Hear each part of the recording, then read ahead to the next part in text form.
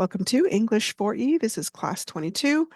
We are working on assignment K28, which is a summary of Never Cry Wolf.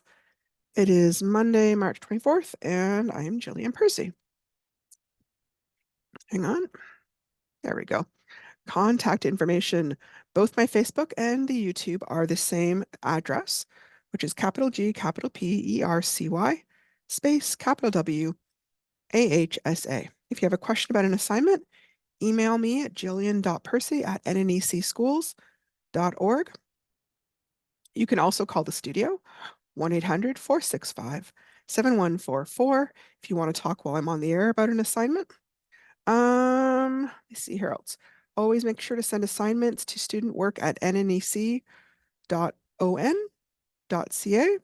Put your name, put the course, assignment number and name, and if it asks for like a rough copy and a good copy, please label them. I know it seems like it should be obvious, but it isn't always. And sometimes they're marked quite differently, or one is worth more marks than the other. So I really do need to know when I'm marking, okay? All right, looking at today's work, we are going to read an excerpt from Never Cry Wolf, review how to create a summary paragraph, discuss important criteria for prioritizing and summarizing, review the difference between retelling and summarizing, look at some writing tips to make writing more fluent, such as verb consistency, parallelism, subordinating conjunctions and clauses, and adverbial phrases and words. All right, so we've discussed, because he's kind of been our theme here, Farley Mowat was one of Canada's most well-known writers whose work often draws attention to damage to nature by people and government policies regarding the treatment of endangered species of animals. One of Mr. Mowat's novels is called Never Cry Wolf. He actually had gone away to war and was quite disillusioned with men, and then kind of came back and sort of threw himself into environmentalism and animal rights and that kind of thing. Okay. So this is question number 28. In the Company of Wolves, worth 25 marks. The following selection for reading is an excerpt, which is just like a small section from the novel Never Cry Wolf by Farley Mowat. You are to read through it and then write a brief summary of Mr. Mowat's personal experience as shared here. Your summary will be a paragraph consisting of at least 7 sentences. You will include the main idea and some supporting details. The meaning of some key words are highlighted, and they're found in a thesaurus as provided at the end of the selection. I'm actually going to go there first, so we kind of have that. Preternaturally means like unusually or extraordinarily. Self-engrossed, like preoccupied, captivated, vouchsafed, given to, provided. Inconspicuous, hidden or camouflaged. Lupine, of or like wolves. Abutted, bordered or joined. Circumference, the distance around something or the boundary around something. Copious, plentiful. Generous. Cognizance, that should have been the next thing. Cognizance, awareness or familiarity. Transgressed, exceeded or violated. Temerity is carelessness or recklessness, and baleful is threatening or harmful. Okay, just kind of, and they're there if you need to review them. Okay, quick overview of the impact and controversy surrounding this book, because it was a really pivotal book in Canadian kind of literature history.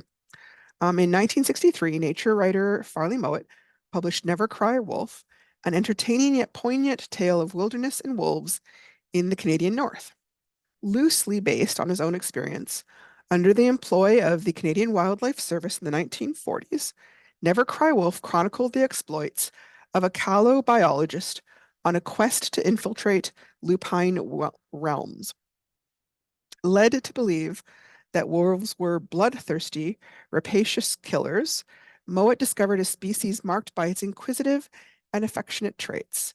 Never Cry Wolf hailed canine society as lively, convivial, and ecologically benign.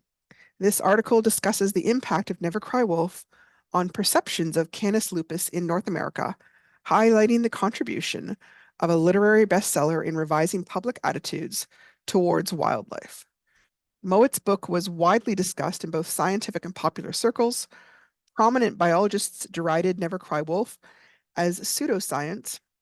Citizens, meanwhile, welcomed Mowatt's roseate portrayal of canine life and dispatched missives to the Canadian Wildlife Service, angry at the government's predator control programs as depicted in the novel. Acclaimed for its powerful conservationist message, environmentalists applauded Never Cry Wolf for its pithy commentary on human destructiveness. This article draws attention to the role of literature in generating environmental awareness and considers the function of science and sentiment as competing authorities on ecological issues. I remember one of the things about this book was it actually influenced attitudes towards wolves as far away as Russia. There is a lot of evidence that he was not entirely truthful and kind of wrote the book from the start as trying to be kind of pro-wolf. Okay. So I wouldn't take everything that we're about to read as gospel truth because I don't think it is. And in fact, one of his coworkers, who I think was also his boss, printed a review shortly after his book was written and said basically that it had as much truthfulness as Little Red Riding Hood in terms of its portrayal of wolves. I don't think it's quite that bad, but he did sort of look on them with kind of rose-colored glasses for sure. Okay. Never Cry Wolf, was it a work of fiction or nonfiction? I'm going to take a look at that. This is a review of Never Cry Wolf that looks at it from the point of view of a scientist, that looks at how factual and truthful the book is. And I'm introducing this because I'm kind of hesitant to introduce a work that's portraying itself as nonfiction without making it clear that it actually is considered somewhat controversial and in some areas untrue. Farley Mowat himself is widely known to have stated that he never let facts get in the way of a good story. He termed his style of writing subjective nonfiction rather than objective, so deliberately emotional in a sense, and felt that he operated in a gray area. However, his books were portrayed to the public originally as 100% true and were hugely influential at the time in public opinion.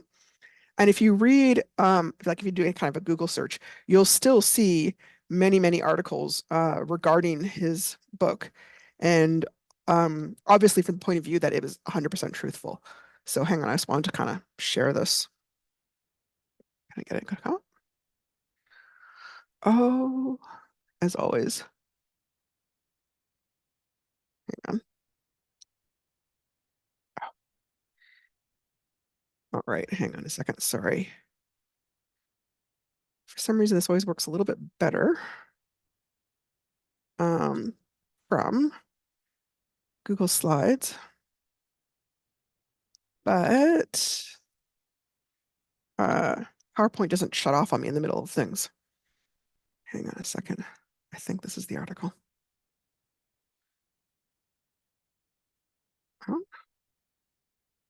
okay. All right. No, this is not quite it, I don't think. Hang on a second. I'll take one more look, and then if I can't find it. Oh, this is it. This is what I was looking for. International Wolf Center. Okay, so these guys are basically like the wolf specialists, okay? Um, when Farley Mowat published his 1963 book, Never Cry Wolf, it was heralded by environmentalists from native Canada all the way to the Soviet Union, Russia. His real-life account of wolf behavior in Canada seemed to shed new light on their prey, their behavior, and their role in an ecosystem.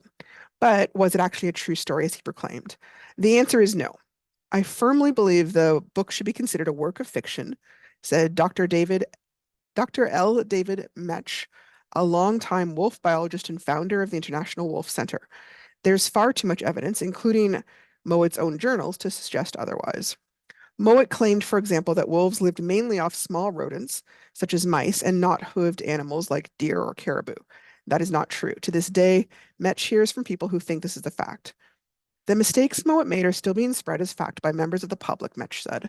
It is clear that his book ended up adding to the trove of wolf misinformation that is prevalent across the world. For example, after a talk, I've often been asked by audience members about wolves eating mainly mice. In a review of Never Cry Wolf, published by the Canadian Field Naturalist in 1964, countless details are called into question by Mowat's supervisor, A.W.F. Banfield. This is what I was talking about. The review concludes with a strongly worded paragraph. Much of this book consists of a fascinating embellishment of Mowat's observations on the home life of a wolf pack. It is certain that not since Little Red Riding Hood has a story been written that will influence the attitude of so many towards these animals. I hope that the readers of Never Cry Wolf will realize that both stories have about the same factual content. Later in 1996, Saturday Magazine published a story called A Real Whopper that further called into question the facts of Never Cry Wolf. By selling fiction as nonfiction, Mowat has broken a trust with his readers. Goddard studied Mowat's own notes for the story and came to significant conclusions. Among them, documents recently made public at the National Archives of Canada and papers that the author himself sold years ago to McMaster University show that Mowat did not spend 2 years in the Cowayton district in 1947 and 1948, as the books say. He spent 2 Summerfield seasons in the district, totaling less than 6 months, and mostly in a more southern part of the district than he describes.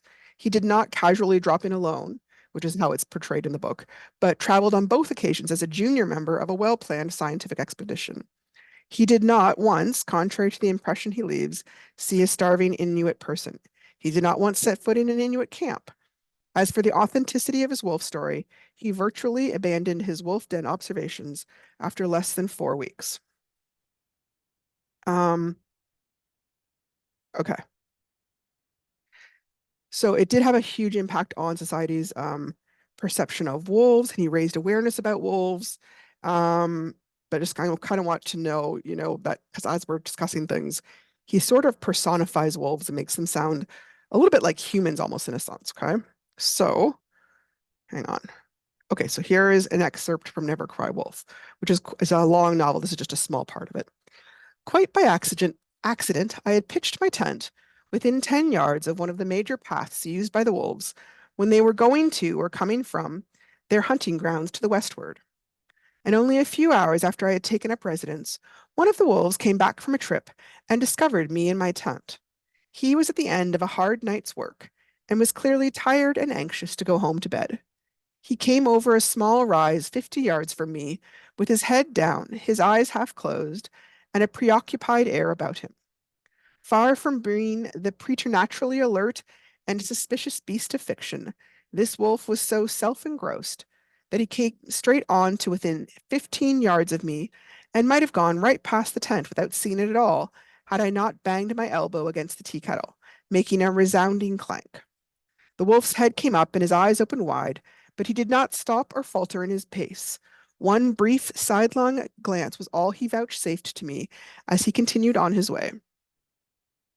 It was true that I wanted to be inconspicuous, but I felt uncomfortable at being so totally ignored. Nevertheless, during the 2 weeks which followed, one or more wolves used the track past my tent almost every night, and never, except on one memorable occasion, did they evince the slightest interest in me.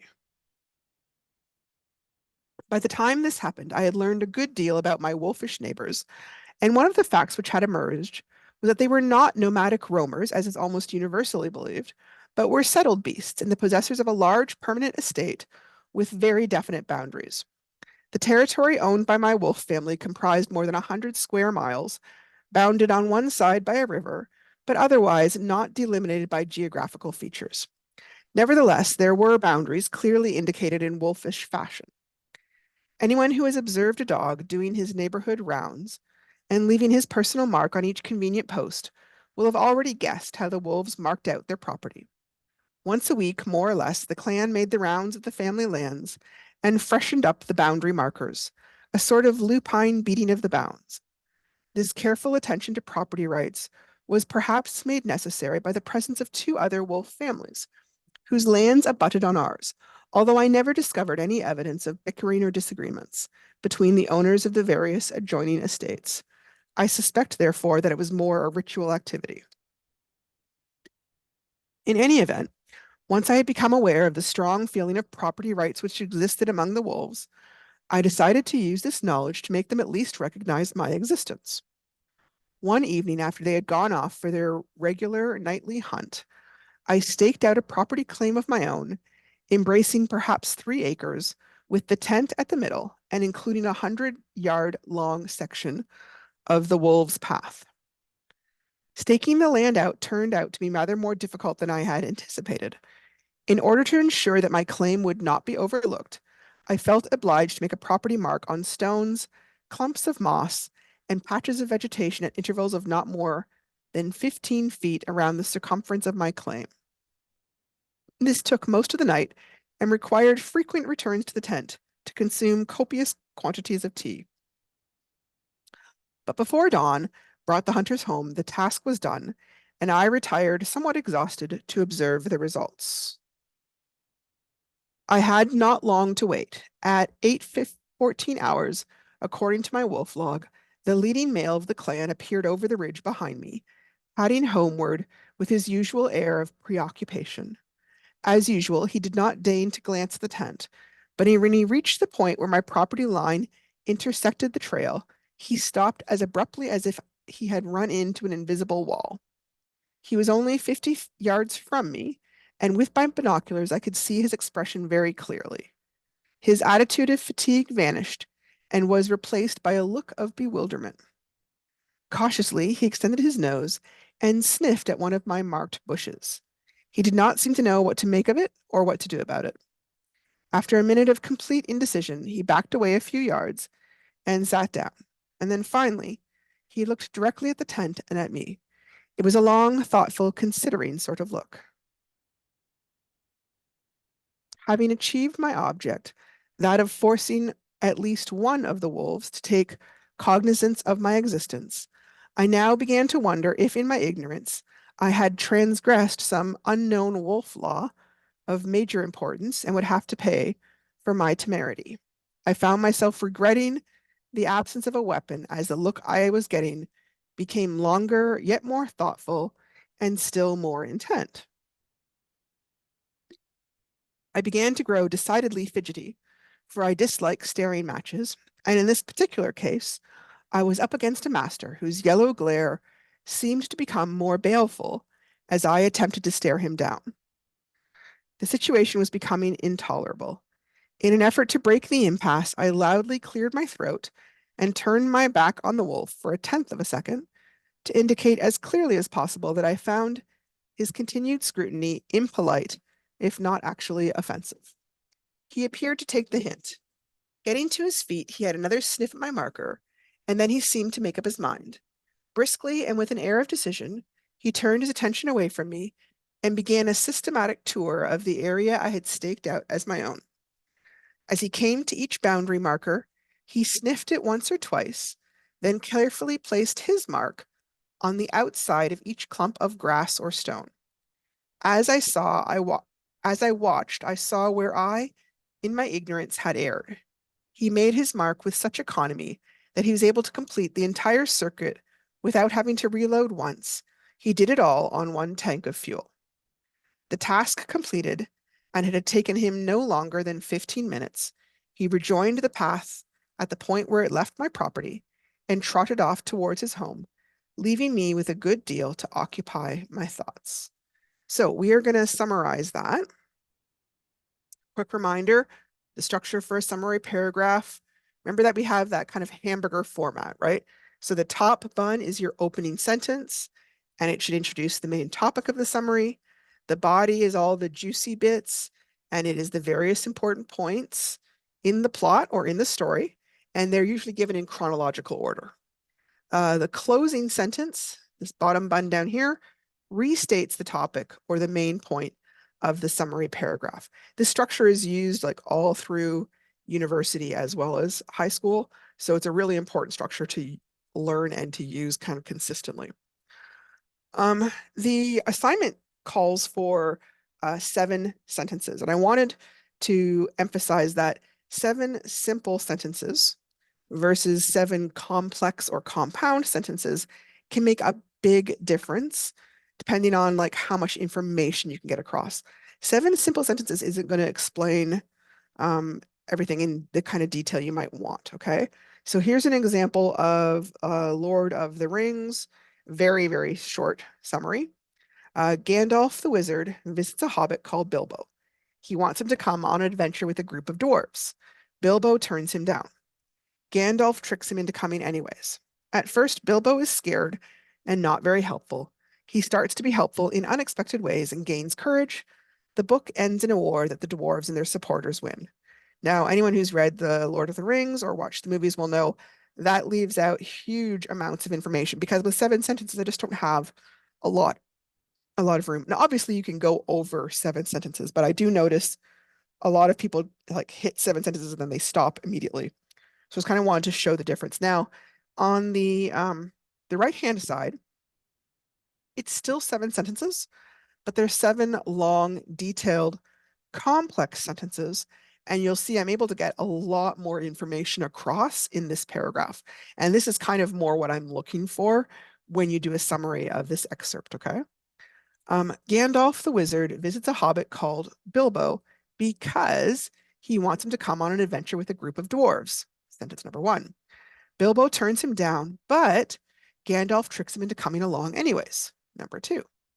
At first, Bilbo was scared and not very helpful, and the others wonder why Gandalf wanted him to come. Number 3. Bilbo stumbles upon a mysterious ring that bestows invisibility upon him and helps him astonish the dwarves with his new confidence and abilities. Number 4. You can see already I've ended up in spots where I just wasn't even able to cover or discuss. Bilbo uses the ring to help save the crew from giant spiders and to free them from the dungeons of the wood elves. 5. They decide to send, not Bible, Bilbo, sorry, I think I got auto-corrected there. Bilbo ahead as a scout to the dragon under the mountain. And this leads to Bilbo taunting and teasing the dragon. Second there. The dragon becomes enraged and races off to destroy a nearby town, which leads the townfolk to an angry confrontation with the dwarves. At that point, I'm at 7 sentences, and I added one more sentence just to finish and kind of show you. Both the townsfolk and the dwarves are attacked by an army of evil creatures, but with the help of friends, they are able to win in this dramatic war. So I also want to point out, if you get to 7 sentences and you aren't quite finished doing your summary, just go ahead and add a few more sentences, right? It isn't a limit. It isn't like you can only write 7. We're saying at least 7. If you need more to explain, go ahead. You just don't want to end up with like an entire page when we're asking for 7 sentences, because then you'll probably be including a little bit too much information, right? Okay. So the other issue is sometimes students are confused between retelling a story and summarizing a story. So when you're retelling a story, you kind of stay faithful to the original story. It might only be a little bit shorter. It's like somebody making a movie from a book, right? You try to get every plot event into the retell, judged by how similar it is to the original story, right? So if, say, a parent read a book, like The Three Bears or something, and then one day they were somewhere, they didn't have the book, but the child wanted to hear the story, they would retell the story as best they could from the memory, and they would stick fairly close to what they remembered, maybe even using the exact dialogue, okay? Summarizing is a little bit different, though. It's not going to cover every single plot point. It's really only going to hit the important points of the story. It should be significantly shorter, right? Like we're using like one little paragraph to explain 5 or 6 pages of information. It's kind of like somebody explaining a book in 1 minute, and it's judged by how well it expresses the big ideas. Not every idea, just the big ones. So here is an example. On the left-hand side is a retelling of Little Red Riding Hood. And then I've got on the right-hand side, summarizing Little Red Riding Hood. So a retelling. Once upon a time, there was a little girl named, I had changed something there, named little girl who had a beautiful red cape she loved to wear. She became known as Little Red Riding Hood. One day, she was walking through the woods to take food to her sick grandma. She was carrying her basket full of goodies and singing to herself. Out of nowhere came a wolf. "Where are you going?" he asked her. "I am on my way to Grandma's house," she replied. Then she went walking on her way. Well, quick as a flash, the wolf ran ahead to her grandma's house and swallowed up her granny in one big bite. Then he dressed up in some of her clothes and lay down to wait for Little Red Riding Hood.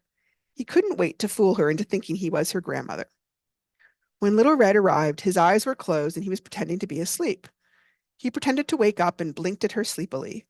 "Oh my, what big eyes you have, Grandma," said Little Red Riding Hood. "All the better to see you with, my dear," said the wolf. Then he yawned hugely, showing off his large teeth. "Oh my, what big teeth you have, Grandma," said Little Red Riding Hood. "All the better to eat you up with, my dear," and he leaped out of the bed, prepared to swallow her up. But just then a passing forester came hurtling into the cabin. He had seen the wolf sneaking around the young girl and began tracking along behind her just for safety. Before the wolf could take a bite, he shot the wolf dead. Then he took Little Red back to her house, where her mother was very glad to see her indeed. So you can see here, there's lots of details, lots of dialogue. I've more or less tried to preserve the feeling of the original book, okay? But if I'm summarizing, I'm just kind of hitting the highlights, right? One day, while a little girl went walking to the woods to bring food to her grandma, she ran into a sneaky wolf. The wolf asked her where she was going, and when she explained, he snuck off in the woods and got there before her. He ate up her grandmother and laid in wait for her. Fortunately, before he could harm her, a nearby forester rescued her by shooting the wolf. Finally, the forester was able to bring her back safely to her own house. So that is summarizing as compared to retelling. That's what we're kind of working on here. So when you're trying to summarize something, how do you decide what's important? That's kind of what we call prioritizing, right? We talked about this a little bit the other day in one of our lessons, and there's not really any easy answer. So different people, for example, might find different parts of a story important. So there's not always 100% agreement. The big thing to think about is, will the story still make sense if you leave this part out? So for example, if I left out the part about the wolf running ahead to eat up grandma, it's not going to make sense that the wolf is in grandma's bed. But if I leave out the part about how Little Red Riding Hood got her name, it doesn't really change my understanding. It is a little bit more enjoyable, but it doesn't change the overall plot of the book. You can also think about, is it just interesting or is it vital to understand what is happening? So the part about Little Red singing as she walks along, that might be interesting, but it's not really vital to understand. So I can safely leave it out of my summary. Sometimes you kind of need to look for a big picture way to describe lots of little activities. If it's very detailed, sometimes it can be, they call it can't see the forest for the trees. You're noticing all the little details and not necessarily noticing the big picture. So for example, here is an excerpt where we're describing lots of little activities, and then we talk about what the big picture is. John lined up at the starting line. He got into position. Then the shot went off and he began running down the track. He was tired and beginning to fall behind, but he still came in second. Big picture. Oh, John ran a race and came in second. I think I originally had him as third. Lots of little activities. Kathy decorated the house with balloons and streamers. She spent time baking a beautiful cake in her daughter's favorite colors and wrote happy birthday on the cake. She invited a bunch of her friends over to help them celebrate. She ordered pizza and spaghetti for supper. On that special day, everyone came and ate supper with them. Then they lit candles on her cake and sang happy birthday to her daughter. Afterwards, she opened presents and thanked everyone for what they brought her. It had been a great day. Basically, Kathy threw a birthday party for her daughter. Okay. I would only want to include these details if they came to be important somewhere else, right? Like if the fact that they had spaghetti became important later on because, say, somebody was allergic to spaghetti and they had a reaction, then I might need to mention that part because it's important to later on. So think about what is a way to summarize some of the smaller actions. Okay. Then remember to include not just important events or actions, but any important revelations or emotional changes. So remember how we talked about internal conflict, right? Internal conflict is when people are fighting with themselves. And this can often lead to an emotional revelation that can become an important plot event. Not just the actions are important. So people can also have emotional reactions to external conflict as well. So for example, Someone could feel great fear in anticipation of a terrible fight, or huge relief if they won. Someone might also have intellectual or emotional revelations where they suddenly understand something about themselves or someone else or the situation they're in. Like if there was a child who had always been told he was cowardly, and then he gets in a fight and he stands up to a bully and suddenly realizes, oh, you know what? I'm not actually cowardly. I do have strength. I do have bravery. Just because I'm not huge doesn't mean I can't be brave, right? So that becomes a intellectual or an emotional revelation about themselves, and that might be an important plot point to include. Okay. Um, Also think about if there's a lot of dialogue, can you, or sometimes like thoughts as well, right?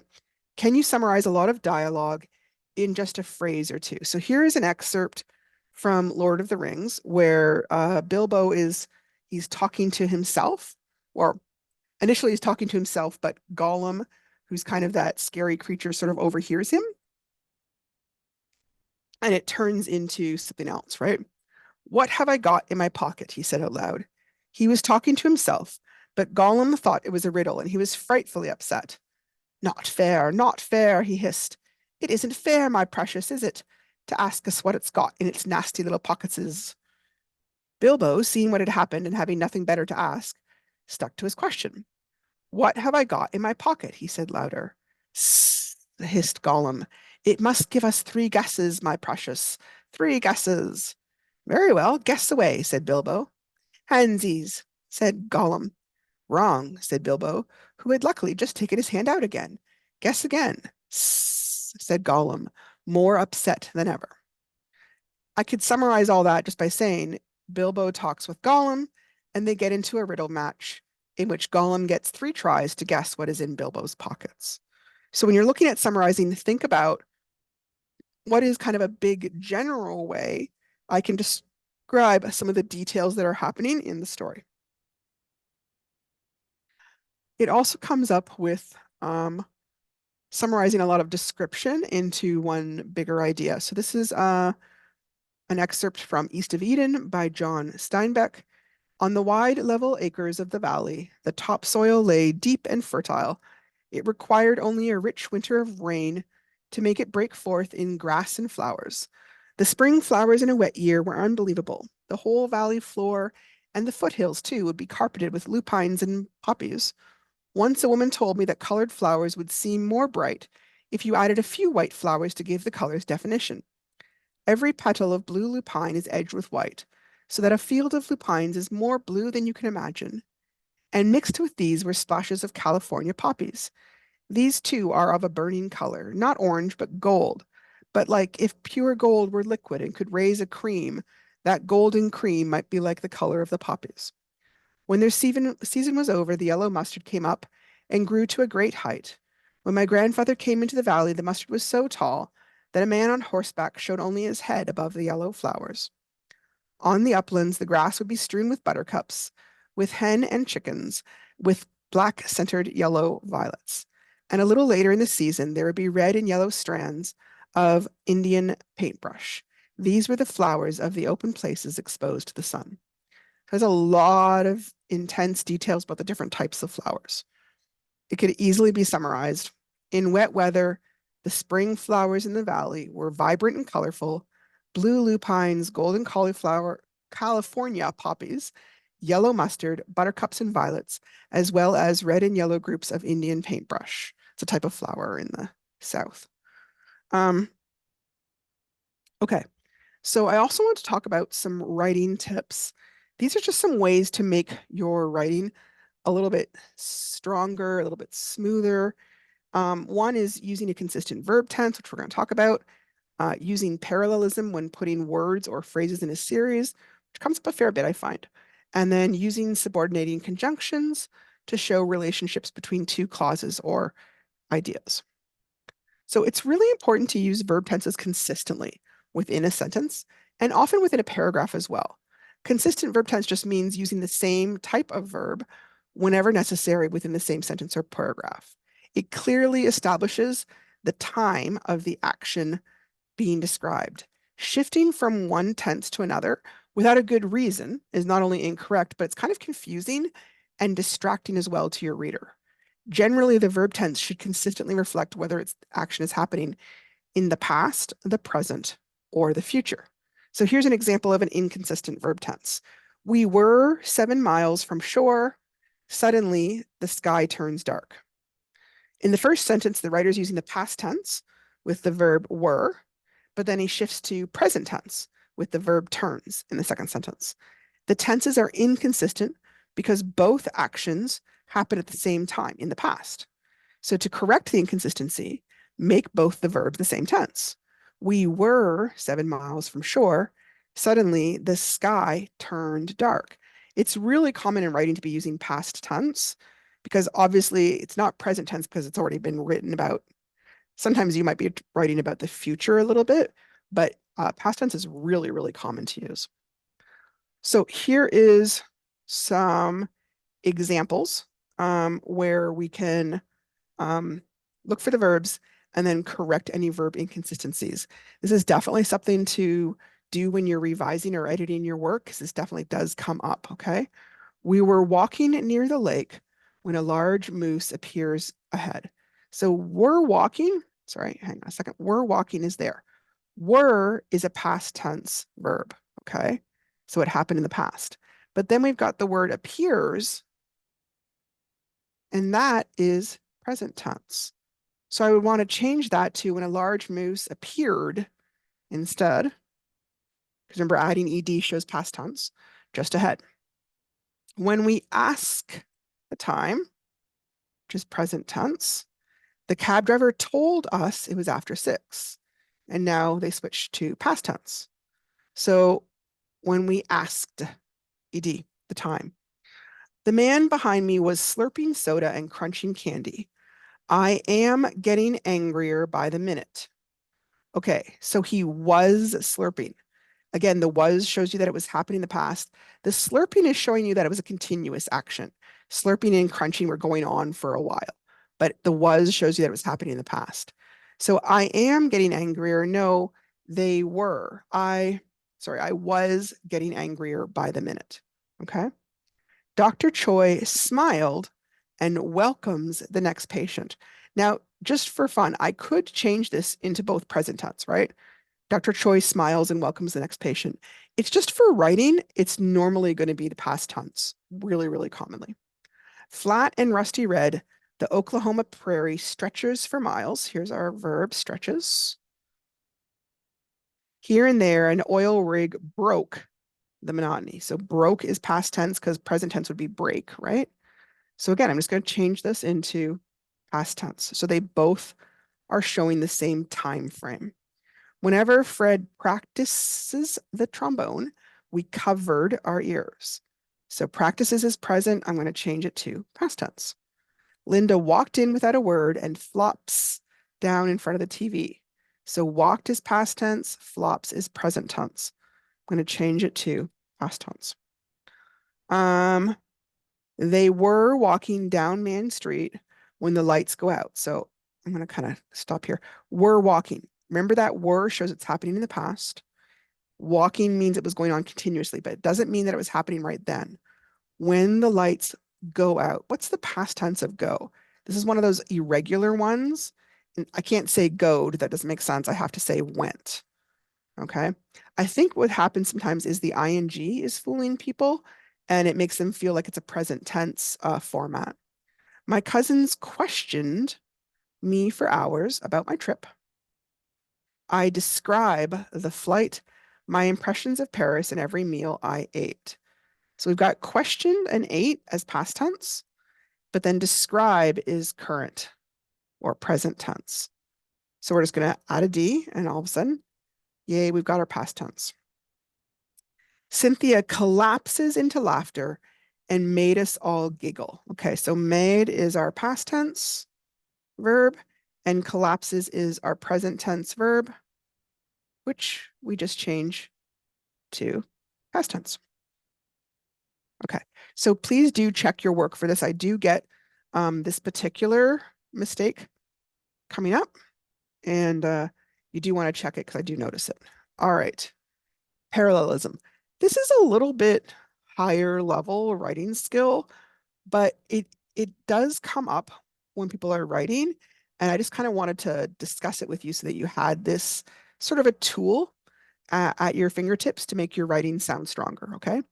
Parallelism just kind of refers to similar words, clauses, phrases, sentence structure, or other grammatical elements to help emphasize similar ideas in a sentence. It makes the sentence concise, clear, and easy to read. Parallel structure is especially important when you have items in a series or paired items or items that are in an outline or a list, okay? So here they're going to have one version of the sentence where it's not parallel, where it's not similar, basically, and then where they do use the parallel format to kind of show you. So not parallel.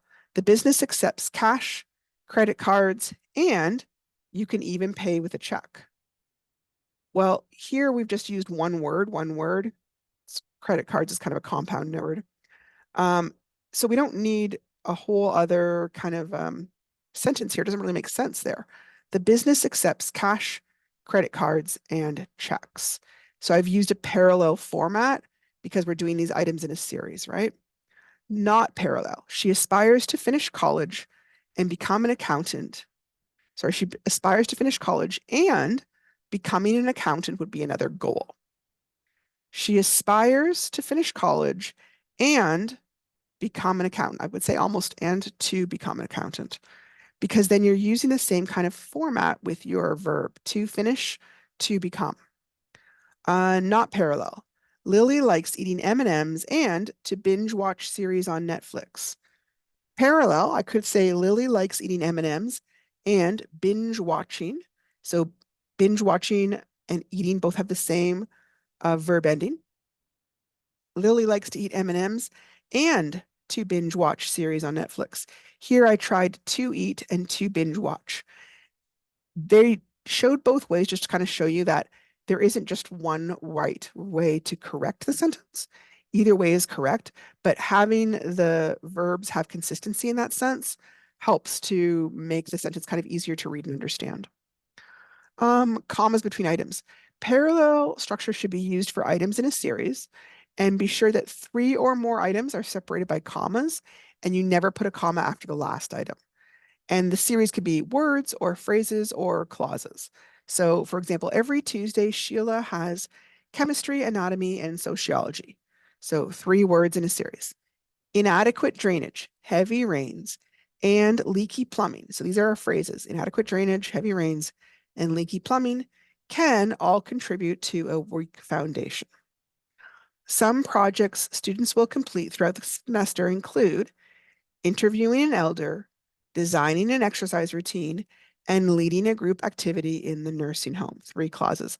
This is a tricky one, and that is where parallelism becomes really important because it helps make the sentence sound smoother and make sense.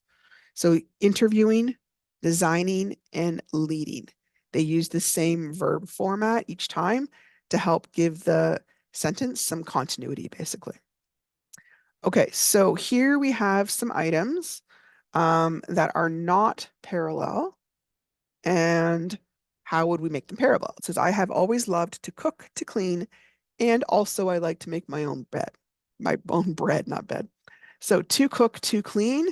And so I would want to use the same kind of format. So I have always loved to cook, to clean, and to bake bread. Okay. So I changed the word somewhat to make sure it followed that pattern of to cook, to clean, to bake bread. Their cat was perfectly happy with 3 main activities: eating as much food as possible, play with the children, and sleeping in the sun. Um, so here, I'm just going to fix it here. Eating as much food as possible, playing with the children. Just changing that makes it have that parallel structure that is kind of pleasing to the ear and to the eye. The key to good garden design is planning a good layout, choosing plants of different heights, and you need to remember to insert interesting focal points. Okay, so a parallel structure instead. The key, sorry, The key to good garden design is planning a good layout, choosing plants of different heights. And I want to change the last part to a verb that ends in ing. So I'm just going to go to inserting. Inserting interesting focal points. Okay. Otherwise, it looks like you almost have like two sentences. You kind of just sort of shove them together in an odd way. All right. Remember that subordinating conjunctions can also help show connections between different clauses, which helps add complexity to your writing. You can use subordinating conjunctions to show time relationships between clauses or sentences like after, afterwards, as soon as, whenever, while, now that, until. You can also use subordinating conjunctions to help show reason or cause and effect, like because, since, so that, in order to, as, due to. For some reason that ended up down there, sorry. To, weird. Okay. We can also use adverbial phrases to help establish time and sequence, okay? This is very similar to the other words. After a little while, sometime after that, tomorrow, next, soon, in a week, at sunset, during the winter, in the early morning, after sunrise, at midnight. Okay, so essentially you want to convey all the relevant information in the summary. And while you only need to hand in a good copy to me, it's kind of assumed that you're going to spend some time revising and fine tuning your fine draft so it sounds smooth. So here I've got kind of a choppy version of a summary and then a more smooth version where I've tried to use those kind of transition phrases, adverbial phrases, and just tried to link the sentences together that way. So here's the choppy version. Jimmy returns to Green Star Lake after 18 months in juvenile detention. He is required to go back to school, which he hates. He is also required to stay away from drugs and alcohol. His old friends try to lure him back to that lifestyle. He gives in once, then realizes this is a bad idea. He refuses to go on the next drug run. It almost ends with his best cop dying while he tries to escape the cops. Later, this friend commits suicide, which sends Jimmy into depression. Jimmy slowly pulls his life together with the help of his family and friends. So all I did was put that over in the smooth version, and I tried to add those kind of transition words, okay? The book opens when Jimmy returns to Green Star Lake after 18 months in juvenile detention. However, he is still on probation, so he is required to go back to school, which he hates. As well, he is also required to stay away from drugs and alcohol. Initially, his old friends try to lure him back to the lifestyle of drinking and drugs. Jimmy gives in one time and spends a weekend partying, but comes to regret it. Despite his friends pleading in mockery, he refuses to go on the next drug run.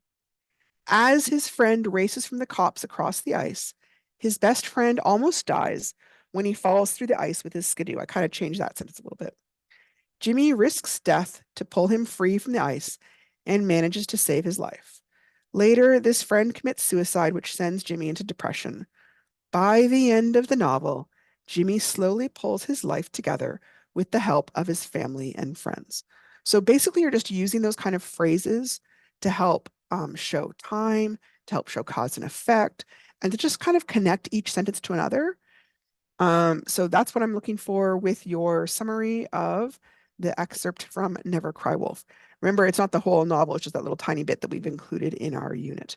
Thank you so much for showing up, and tomorrow we will work on the next assignment.